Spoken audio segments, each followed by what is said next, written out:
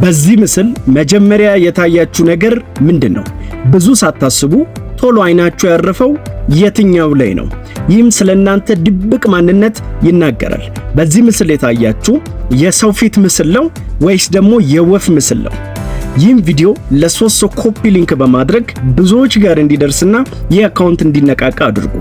እሺ፣ በዚህ ምስል መጀመሪያ የታያችሁ የሰው ፊት ምስል ከሆነ ያ ማለት እናንተ ከፍተኛ ህይወትን የማንበብ አቅም ያላችሁ፣ እንደዚሁ ተነስታችሁ ከመሬት ተነስታችሁ የሆነን ነገር የማታደርጉ የማትወስኑ፣ ነገር ግን እያንዳንዱን ነገር ካልኩሌት እያደረጋችሁ ጥቅሙን ምኑን እያሰላችሁ መራመድ የምትችሉ አይነት ሰዎች ስትሆኑ፣ ፈጣን የሆነ አይምሮ ያላችሁ፣ ዝም በምትሉበት ጊዜ እንኳን አይምሮአችሁ ወደ ተለያየ ነገር ሄዶ ውጤቶችን መዘዝን ምንን በማሰብ በጣም የሚደክም አይምሮ ያላችሁ፣ ከስሜት በላይ ደግሞ ለእውነት ቦታ የምትሰጡ አይነት ሰዎች ናቸው። ነገሮች ደግሞ ቶሎ የማትደነቁ አይነት ሰዎች ስትሆኑ በረጅም ነገር ላይ ማተኮር የምትችሉ ወይም ፊውቸር ኦሪየንትድ የሆናችሁ ወደፊታዊ የሆነ ሐሳብ ያላችሁ አይነት ሰዎች ናችሁ።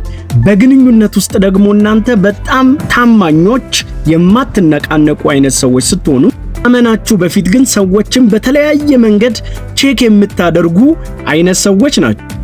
ሌሎችን መውደዳችሁንም በቃል ሳይሆን በተግባር መግለጽ ደስ የሚላችሁ ቃል ብዙ ያልሆናችሁ አይነት ሰዎች ናችሁ። በሁኔታ ውስጥ ደግሞ የሚያስደነግጥ ነገር እንኳን ቶሎ የማያስደነግጣችሁ፣ በአስቸጋሪ ነገር ውስጥ መረጋጋት የምትችሉ አይነት ሰዎች ናችሁ። ሰዎች እናንተ ለመቅረብና ለመረዳት በጣም አስቸጋሪ አድርገው የሚያዩአችሁ አይነት ሰዎች ስትሆኑ፣ በጣም ጠንቃቆች ስለሆናችሁ ደግሞ ብዙ እድሎች የሚያመልጧችሁ አይነት ሰዎች ናቸው። እንዴት ነው? ይህ ቪዲዮ ከገለጻችሁ ለሶስት ሰው ኮፒ ሊንክ አድርጉ። ሐሳባችሁን በኮሜንት ሴክሽን ላይ ያሳውቁኝ። ላይክ ደግሞ አድርጉ። ነገር ግን በዚህ ምስል መጀመሪያ የታያችሁ የወፍ ምስል ከሆነ ያ ማለት እናንተ ከፍተኛ የራዕይ አቅም ያላችሁ ባለ ራዕይ የምትባሉ አይነት ሰዎች ስትሆኑ፣ ነገሮችን ከማሰባችሁ በፊት ፊል የምታደርጉ ስሜት ገዝ የሆነ አይነት ህይወት ያላችሁ ናችሁ። አይምሮአችሁ በፍጹም አንድ ነገር ላይ ማተኮር የማይችል፣ ከሐሳብ ወደ ሐሳብ ወደ ኢማጂኔሽን ወደ ተለያዩ ነገሮች አይምሮአችሁ የሚዘልባችሁ አይነት ሰዎች ናችሁ።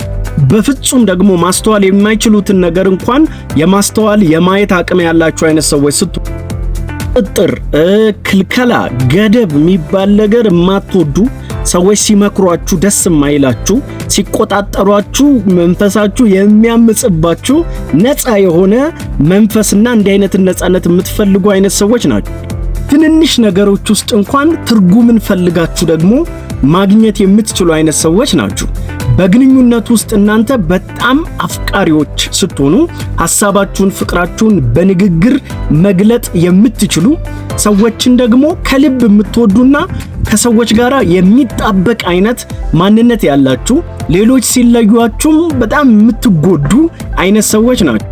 ደግሞ ከመቅረባችሁ በፊት እንኳን ቀልብ በሚባል ነገር ቶሎ የመለየት አቅም ያላችሁ፣ ክፉ መልካም ሰዎችን አይታችሁ የምትገምቱ አይነት ሰዎች ስትሆኑ፣ አይምሮአችሁ ደግሞ በአንድ ቦታ በፍጹም የማይቀመጥ በአንድ ጊዜ ማአት ነገርን የሚዳስስ አይምሮ ያላችሁ አይነት ሰዎች ናችሁ። ይህን ነገር ከመምረጣችሁ በፊት ደግሞ በጣም ታንገራግራላችሁ። ውሳኔ ላይ በጣም ደካማና ለመምረጥ የሚቸገር አይነት ሰዎች ናችሁ። ስሜታችሁም ደግሞ በውሳኔያችሁ ላይ በምታደርጉት ነገር ላይ ተጽዕኖ የሚያሳድርባችሁ አይነት ሰዎች ስትሆኑ፣ ፈጠራ አቅማችሁ ግን በጣም ከፍተኛ የሆነ አይነት ሰዎች ናችሁ።